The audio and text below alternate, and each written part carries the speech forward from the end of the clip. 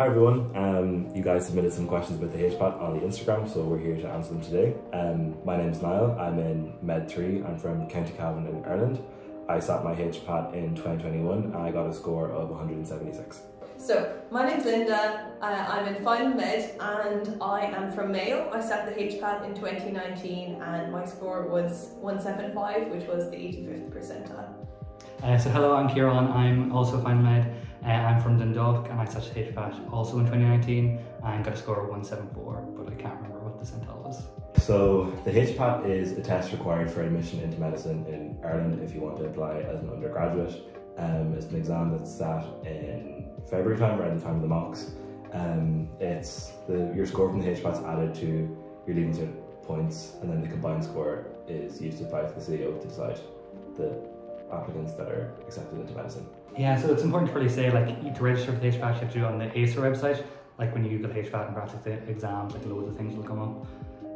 But to officially register and to get the official sample papers, you have to do it on ACER, AC, or website. And I think, am I right in saying when you register, you get some free sample papers? If I remember correctly, you get one free sample. Yeah. And that's the official ACER, so that's official from the company that are producing the HPAT. So then perhaps just a breakdown of sections 1, 2 and 3. So section 1 is basically an abstract reasoning or logical reasoning kind of section. It's the longest section and essentially you're given puzzles either in word format or potentially picture format that you then have to try and solve for the most appropriate answer. It's very varied, so it's difficult to fully explain what it entails, but it's your very conventional IQ kind of test kind of questions.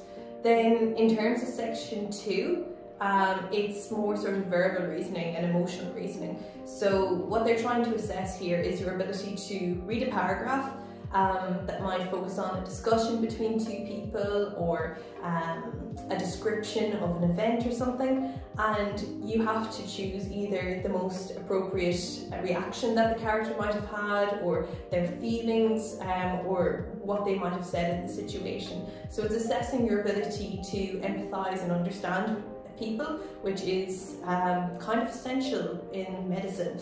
And then section 3 is kind of a pattern recognition and pattern solving section. So you're given a variety of different styles of patterns.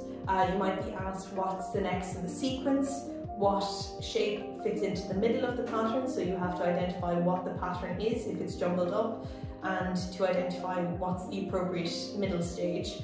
And again, there's like a certain format these questions tend to follow, that you can definitely study and improve. And I think from what I've heard, people tend to improve the most in section 3 from practice, so it's definitely something to improve on if you struggle with. So we have a bunch of questions here that people have kind of sent in, so we might just take them one by one and give our opinions on them, I guess. Yeah, so I'll start with when did you start practicing for the HPAT? Do you guys want to answer it first? Yeah, so I kind of started a bit late, so I started in November of my Leaving Cert year. I just kind of started late. I just tried to do like a practice test every week. So that's kind of mainly what I did. I started slightly earlier. I started in TY. But I didn't start very hardcore. I basically scavenged the internet for any sort of questions that were quite similar to HPAT style questions, and collated a big load of free questions, and then I do 1 or 2 every Saturday, just to kind of get myself into the style of thinking about what the HPAT entails and the mindset you need to answer the questions.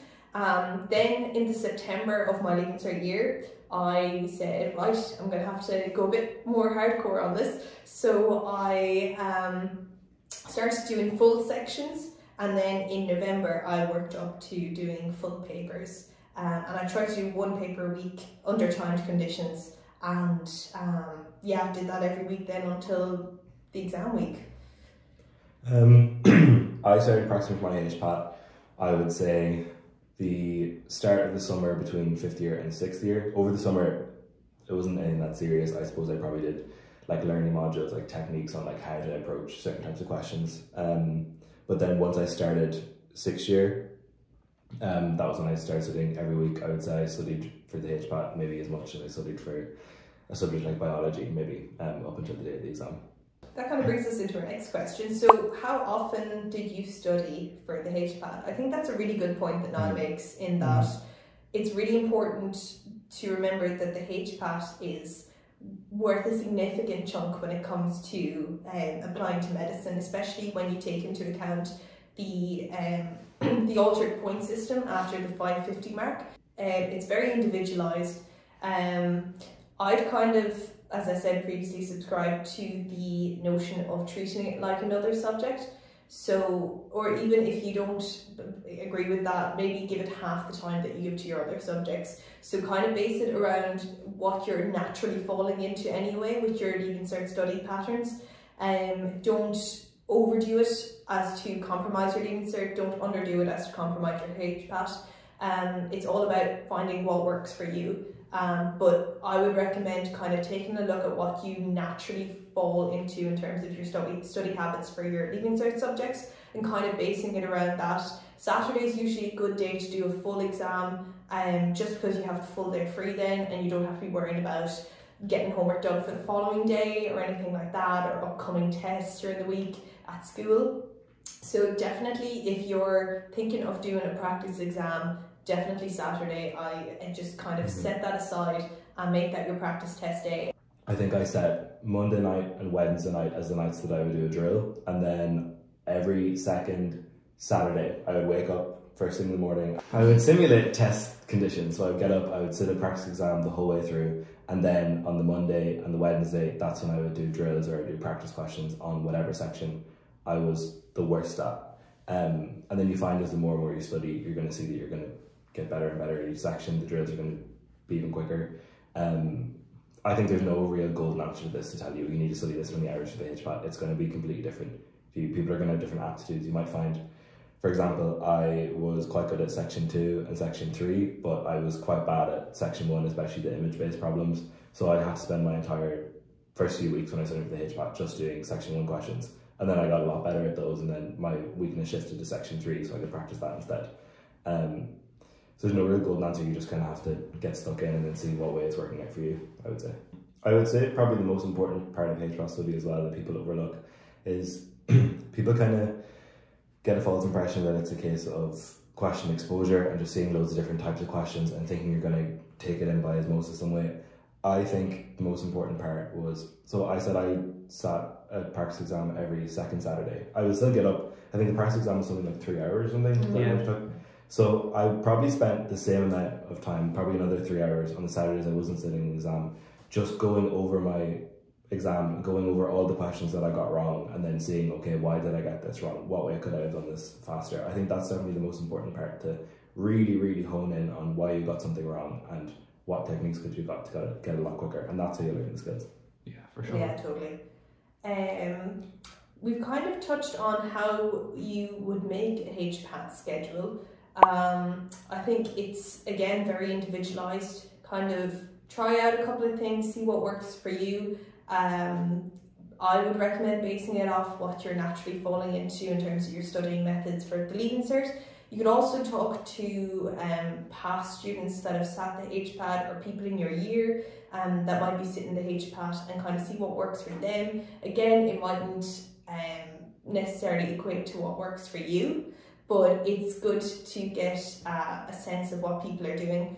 I'd recommend kind of taking a look at what you have to do in terms of school, and then what you have to do in terms of HPAT early on, and trying to say, okay, well, at this stage, 3 months out or 4 months out, I want to have done at least one practice exam, or I want to have perfected section 3 or whatever, and kind of at the start of each month potentially taking a look at what your goals are for the HPAT for that month, and devising a global schedule for that to follow throughout the month. I think the HPAT is very much a marathon and not a sprint, So take it month by month and work up gradually. Again, it's very individualized in terms of what you want your schedule to be.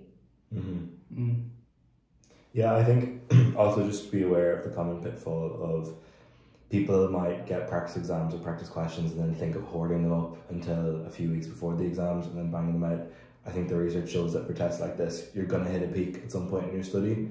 So once you hit that peak, you're not going to really hit a decline if you're keeping up your practice, so you're better off hitting the peak a bit earlier. Also, the HPAT is at such a cruel time of year. I feel like everyone has to sit around the same time as their mocks.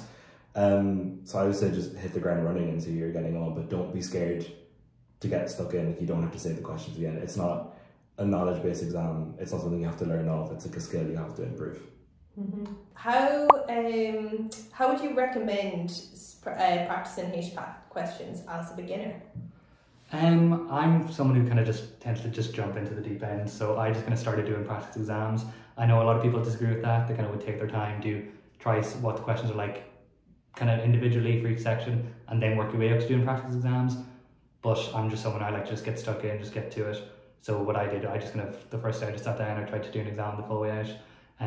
Did not go well, but it was great. Like for me, it was a great learning experience. It was really just, it showed me that it's a lot going on in the exam. 3 different sections over, I think it's 2.5 hours, the actual exam. So there's a lot going on. You don't really have a lot of time to think, you just get into it.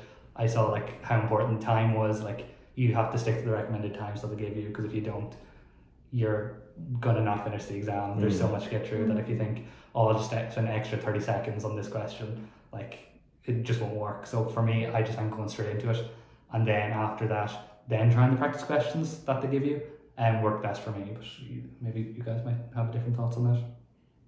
I think it's definitely very daunting beginning your study for the HPAT, just because if you're sitting watching this video and you're thinking about sitting it, it definitely seems like the biggest obstacle stopping you from getting into medicine.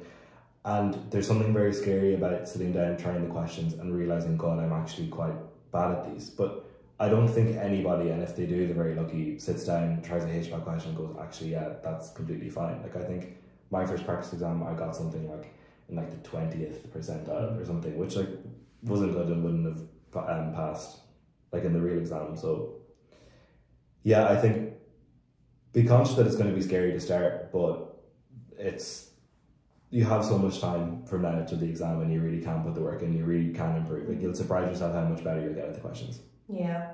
Another thing I'd sort of add to that is something I found helpful was kind of to help get into the mindset was I watched a lot of YouTube videos on like conventional problem solving for section 1, which was kind of my weakest section.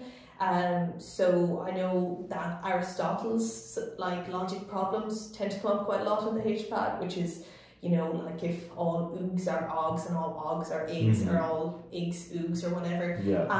So there's tips and tricks that you can sort of glean from those videos that can really help in the exam, that you can learn early on, and it's very sort of easy learning to watch a YouTube video.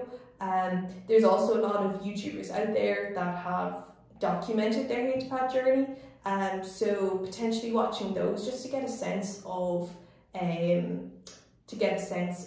like what it entails, what they've recommended, and their schedules, their tips, that I would recommend that. I did that. I thought it was really helpful to ease into the mindset of the HPAT.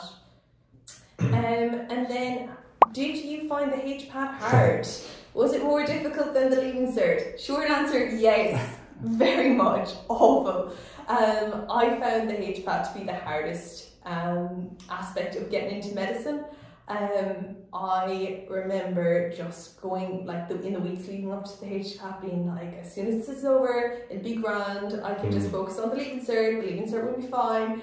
The Leaving Cert is hard, the HPAT is definitely the biggest stumbling block, and I think it's just a different style of teaching a different style of thinking that they don't teach you in school. It's very much an aptitude test. It's kind of something that not necessarily people are born with it and the people who are born with it will get it. You can definitely train yourself to get it, and to think as the HPAT exam wants you to think, but it takes a lot of work, like that's extracurricular to your schoolwork, and I found the timing to be really, really difficult to cope with.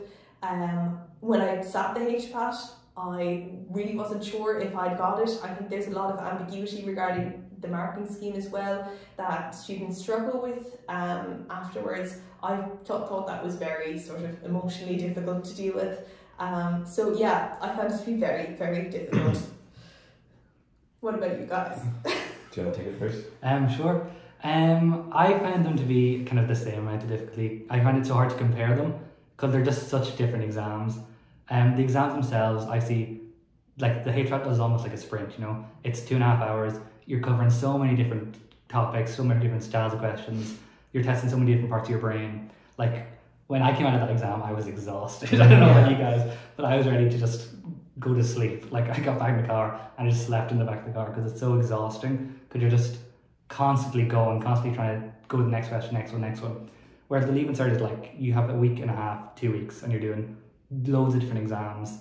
They're all, when you do an exam, they're all get on to one topic. So I find the Leaving Cert when you're actually doing the exams themselves is a lot more endurance, whereas like the HPAT is just go. So it's so hard to compare them. They're both, I'm not going to lie and say they're like they're easy, like they do take a lot of work and they are very difficult.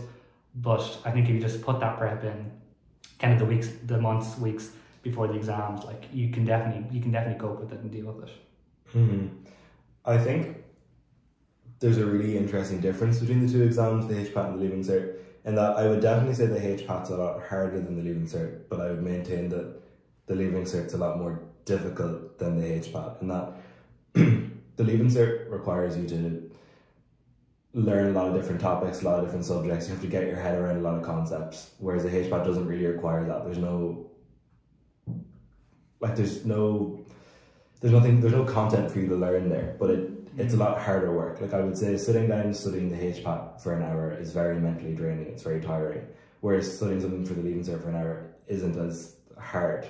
I don't know if I explained that perfectly, but do you know what I mean? Like I totally get it, yeah. Like you don't have to memorize something with HPAT, just like practicing ways of approaching things. Yeah. Whereas the Leaving Cert, you're trying to remember facts and numbers and different things. It's like exercising a muscle, I suppose. The HPAT is testing a completely different part of your mind that you just don't train in conventional schooling. Whereas sitting down learning stuff, it's difficult, but it's not that hard. Like you can sit down and you can do it. If that makes sense. Yeah, for sure. Yeah, definitely. Then how to improve in section 1, 2 and 3. I think what Niall said earlier about revisiting your mistakes is so crucial. It's so easy to, like, if you get 80% of the questions wrong in an exam, to get disheartened and say, oh, I'm not going to look at that, like I'm just going to keep my self-worth where it is and not revisit that. But that's where the learning comes in. If you do that same exam and you continue to get 80% of the questions wrong, then you haven't benefited from doing the exam at all. I think if you are practicing exams or you're using any sort of course or anything, the benefit comes from figuring out exactly why you went wrong, trying to correct that in your mind and trying to train yourself to think that the right answer is the right answer. Because at the end of the day, the exam is a single time point, and you want to make sure that you have sort of learned as much, exposed yourself to as much, and gleaned enough knowledge that you can shine on the day. And I think the only way to do that really is to learn from your mistakes and to grow and gain the momentum as you practice. What do you guys think? Yeah, I think if you kind of like, the 3 sections are so different from each other. Like there's different things you can do for each one. I don't know if you guys would agree, but I think section 2 would be the hardest to improve on. Yeah. You definitely can improve it, don't get me wrong, you definitely can by just practicing the questions and kind of seeing the way kind of they want you to think. You definitely can improve, but I think that's the hardest one to improve on. For section 1, some advice other than kind of just practicing the same questions. I was someone who hated reading. Like I did not read in secondary school at all. Like I read maybe like outside of school 5 books the whole 5 years. So I was quite slow at reading. Like I could read, but I was just not very fast. So I'd really recommend, like, leading up to the exams, even just getting the newspaper, find an article you're interested in and just reading it, try and go through it as fast as you can and just try and digest the information. Because, as I say, I was just not as quick at reading as other people, so I find it is beneficial to just practice reading at a faster level. Mm-hmm. And I suppose the more practice you get, the more tips you're going to find for yourself, section by section. So, like, for example, some of the tips I had was, for section 1, I found it so much easier to make drawings of everything they were saying. You definitely develop a lot of techniques so you can draw a diagram and you can get to the answer a lot quicker.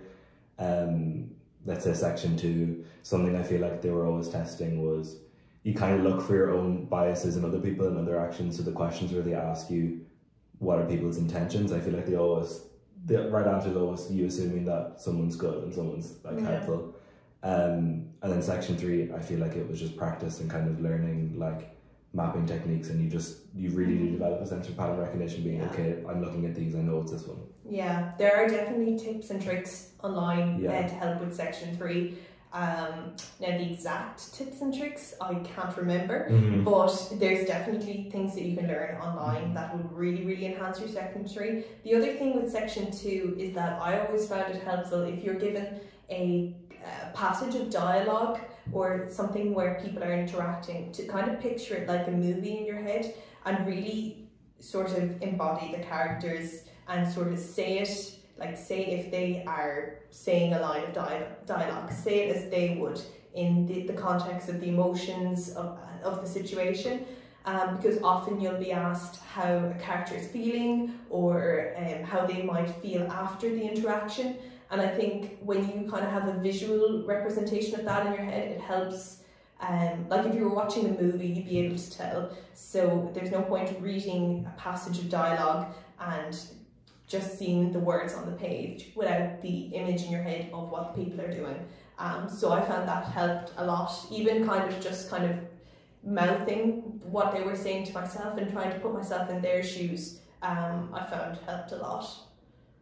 I definitely agree with that. Section 2, I feel like it was a really nice break when section 1 is over, because you can take all the scenarios almost being like soap operas or something. Like you really dramatize every situation. It did feel like a nice break, and I feel like doing that was something I probably only started halfway through my preparation. I felt like that made a massive difference in how I approach questions.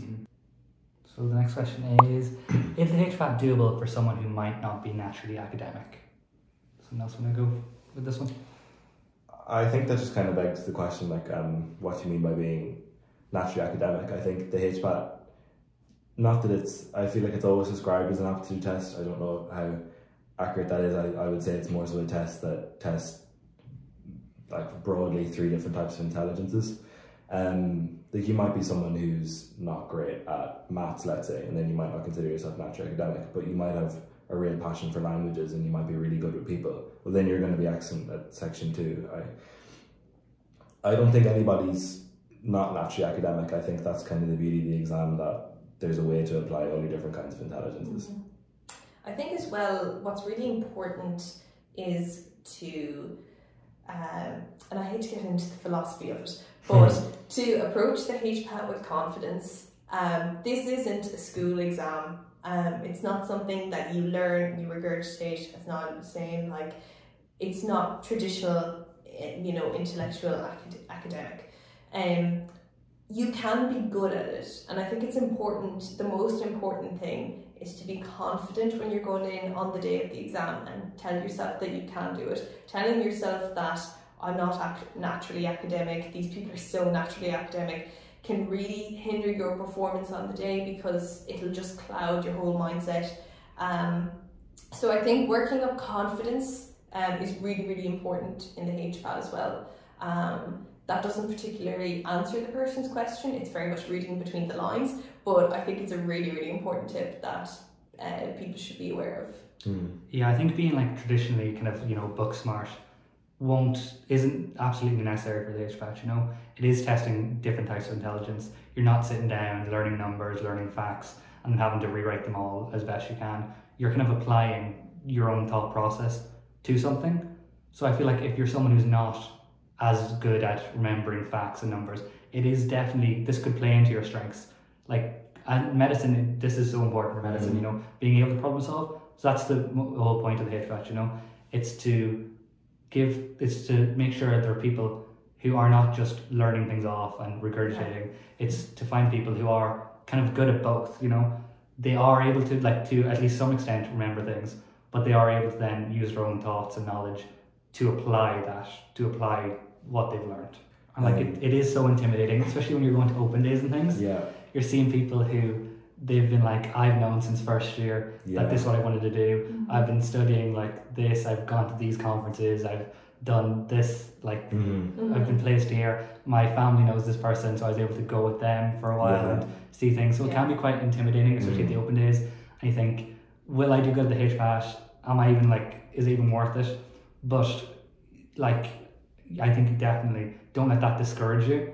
Like, it really is kind of an individual person, and while those things are great and I'm sure they do help, it's not essential to be doing well. Absolutely, totally agree.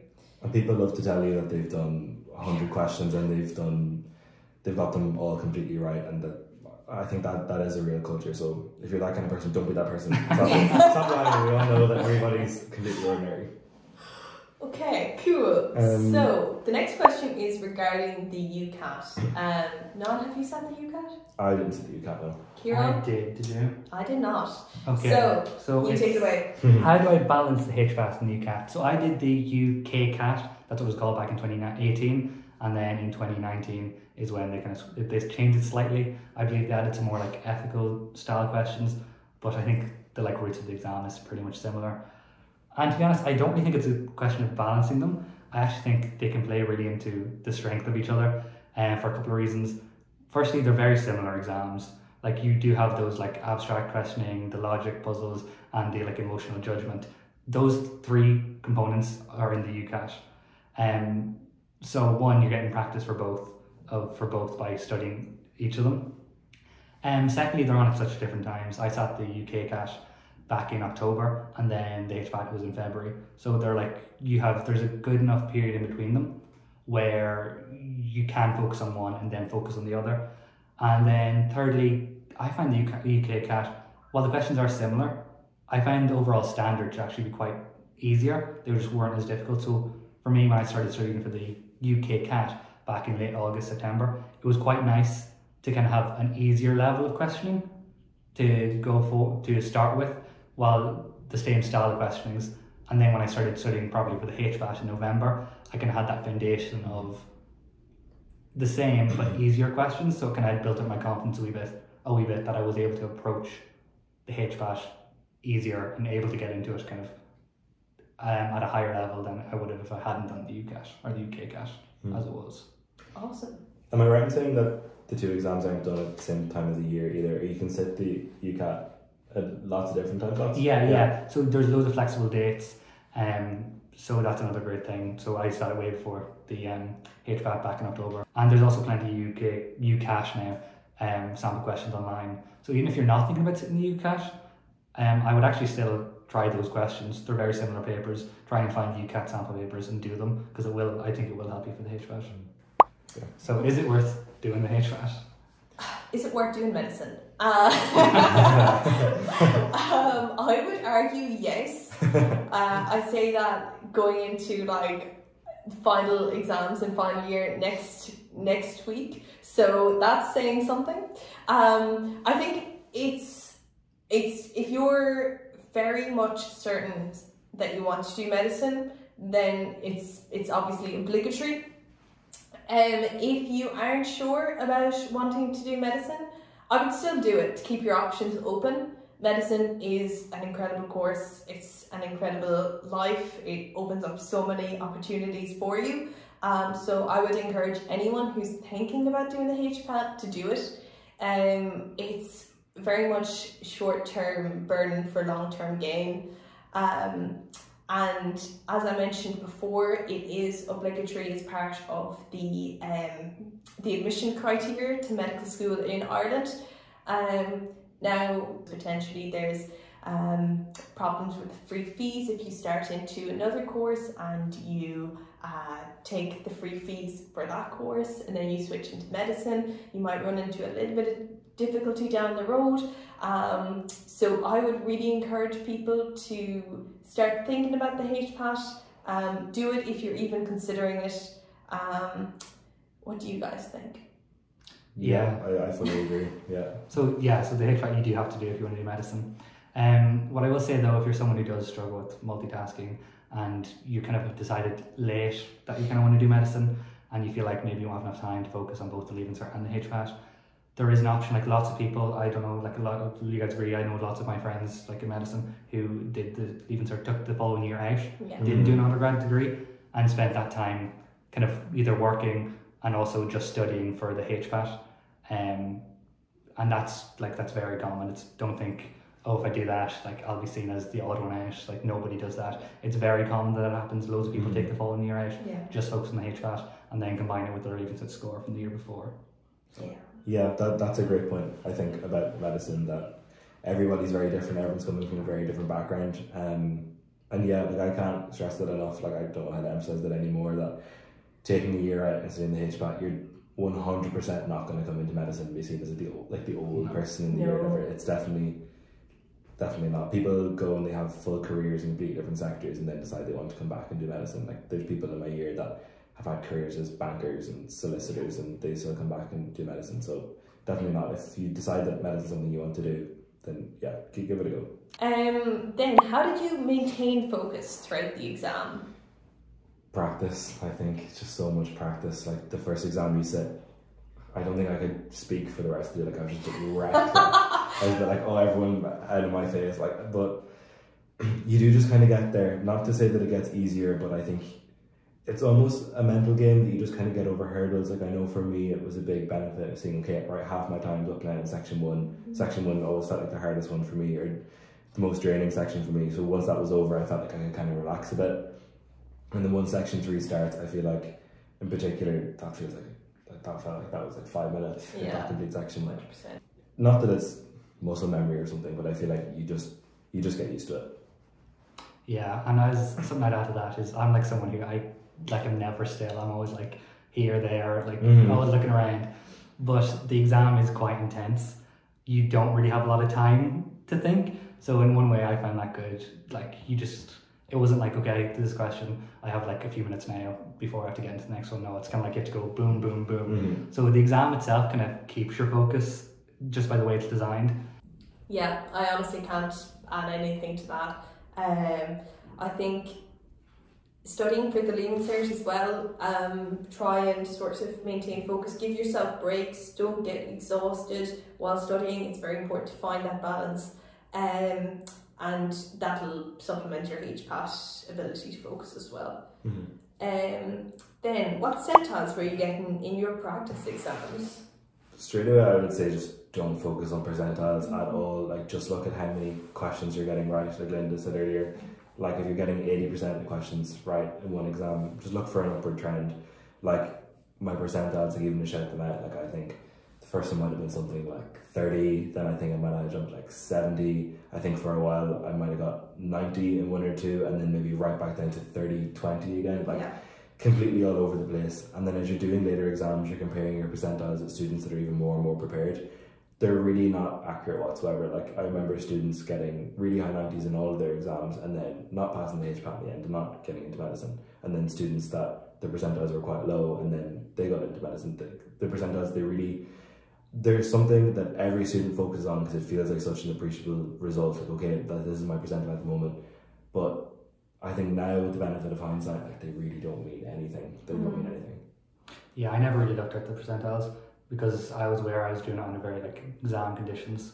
When not everyone does that. You know, some people take their time, kind of answer them as to make sure they're 100% correct.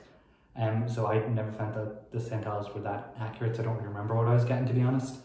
One thing I will say though is, yeah, you just can't trust them sometimes, because sometimes I'd come out of like a practice exam thinking, oh, I did so good there. Yeah. I felt like I nailed it. Yeah. And then I'd be like such a bad percentile. And other times I'd be like, that was terrible. I don't like it. And then it was like the highest percentile I'd gotten. Yeah. So it's just, you can't really trust the percentiles sometimes. And even I wouldn't say don't let your perspective on what your thoughts of how you did, even for the actual exam itself, don't be like, oh, I felt like I did bad, I'm not getting into medicine, so my door closed. Because sometimes when you feel like you did the worst, you did the best. Yeah. I remember I came out of my HPAT, cried for about 2 days, went into my career guidance teacher on the Monday and was like, I need to explore other options, this isn't going to work. And lo and behold, it did work. So I think it's very important to basically do what the lads were saying. Try and keep your head above the water. Look over your mistakes and try and focus on the upward trajectory rather than relying on percentiles, because they can be so inaccurate. Cool. Then, is the HPAT difficult to do the same year as your Leaving Cert, or is doing it as an undergrad easier? I did it during my Leaving Cert. Yeah, I did Leaving Cert. One thing I will say about if you're considering doing undergrad, as kind of Linda mentioned earlier in the video, that will be, if you start a course, that will be at least 1 year off your free fees. But as I said earlier, a lot of people do take the year out. Yeah. And don't start a course and then do the HPAT, which is very valid. Also, something about doing a year of undergrad before starting medicine, I think there's a really common belief out there that people think that they can study biomed for a year and not let them skip a year of medicine, but you might really not enjoy biomed. I would say biomed and medicine are very different courses. So I would say you should do a course you like for a year and then apply to RCSI, because then it could be 5 years anyway if you've done chemistry, biology and or physics or something. So bear that in mind. RCSI #1. Good plug. Yeah, I mean, like as we said, we all did it in the same year as our Leaving Cert, so potentially biased on this one. My plan B was to, if I didn't get the HPAT, was to take a year out and work, and I feel like, as we said before, there's absolutely no shame in doing that. You're not going to be the oldest student in your year, and you're not going to be behind in any way, because that's how the majority of people access medicine, just because the road to it is so difficult. In fact, it could potentially prepare you more readily, because then you have a bit of cash in your back pocket, a bit of life experience, that really, really does help when it comes to medicine. And you also get a little bit of a break. And I know, like, at the time, it's kind of, you might think it's the end of the world if you don't get the HPAT on the first try. It really isn't. So definitely try for it in your Leaving Cert. If you are sure you want to do medicine, just because it's the most conventional route, it's not the end of the world though if you don't get it. Yeah, and don't worry about being like, oh, I'm going to be a year older than everyone. Yeah, I think the age range when I started in first year, I think the youngest in my year was 17 and the oldest might have been something like 39 or something, so there's a big difference. And even you're all completing the same assignments, whether you're all working together, the age gap isn't even felt in discussion. So I would say, yeah, if you, whatever way you think you have to do it, that's going to work for you. If you think that you might not be able to balance with the Leaving Cert and you're considering, oh, should I take an extra year? Yeah, it's not an issue. Just beware of the losing a year of free fees. 100%. Would you recommend doing one-on-one grinds or HPAT prep packages? I don't have any experience with one-on-one grinds. I've never heard of anyone doing one-on-one grinds before. So I don't know if that's a sign that I'm in medicine now and I never heard of anyone doing one-on-one grinds. HPAT prep packages are an interesting point. I actually have a good take on this. I know that they're very costly and every student can afford them. I did do a HPAT prep package. I did med entry, but I actually got a bursary for it because I just asked. I asked my chemistry teacher to send med entry an email and ask for a bursary, and they did. I think they knocked something like 150, 200 euros something off it.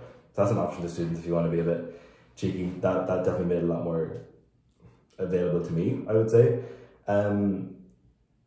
I think the issue is that a lot of students do prep packages. Like, if you're in 6th year now and you're seeing people studying, you're going to know that a lot of people in your year probably subscribe to, let's say, med entry, or what's the other one? Kaizen? No. Kaplan.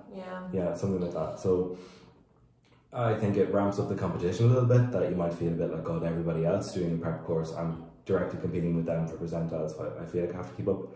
To be honest, I would say that I found it beneficial for just the question banks. The question, you can get question banks anyways online, or you can get extra exams from the ACER website. I thought that the best thing I did in preparing for my studies for the HPAT was just studying in a group. I just found a group of students that were studying for the HPAT, and I learned so much more by doing 10 questions with them, seeing their approach to things, how they look at a question and where they start, than doing 100 questions by myself. Hands down, I would say prioritise group study over one-to-one grounds or HPAT prep packages, and if you can't afford one, it's not the end of the world. Yeah, I'll be honest, I did the mid-entry package too. Much for the same reason, the question banks are there. But there are loads of free resources online, loads of free practice questions, so it's not essential. And then I know a lot of people mid-entry I think offer like a real life kind of exam experience practice exam. I felt like that was a complete waste of money because you can just make those conditions in your house. If you just time yourself right and be strict with yourself, you don't have to pay for that. And again, even in the free, if you get the free resources online, if you're strict enough with yourself and just set the time limit yourself, you don't have to pay to go have exam conditions. But you didn't do a course. I didn't do a course. Yeah, I went into it completely raw. I basically opted to scrounge the internet for similar exams. I found a couple of HPAT kind of trial papers from the likes of Med-Entry and Kaplan and things like that were free to access. I also looked at the UCAT that Kieran was on about, and the UMAT, I think, which is the Australian equivalent. Now ACER also run the UMAT, so it's quite equivocal in terms of the standard. So there is a lot of free sort of resources out there if you look deep enough. What I did do was I went on Amazon or eBay or it was Done Deal actually, it was Done Deal, and I bought like a couple of like notes and practice exams for like, I think it was like 20-30 euro. So and just ran through those myself in the lead up to the exam, and that seemed to suffice. It got me here, so that's some marker. But I definitely think, like when I was doing it, I remember I did my HPAT in Sligo, and I feel like everyone was like, Sligo!